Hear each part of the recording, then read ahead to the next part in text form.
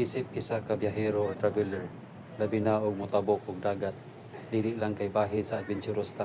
Kini usa ka responsibilidad sa pag-atiman sa kaugalingon ug sa kaluwasan sa matag kauban sa biyahe. Matag higayon na mosakay ta, dili jud nato baliwalaon ang dagat bisan pa og naanad na ta sa pagbiyahe. Kinahanglan gihapon ang pag-amping ug pag-andam kanunay. Usahay dili nato mahibaw-an ang panahon.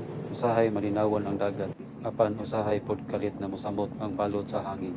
Sa katapusan, bisan asa patapadulong, hinaot nga ang atong panaw mahimong luwas ug malinawon. Ayaw kalimot sa pag-ampo ug pagpangayo ug giya ug panalipod sa Ginoo.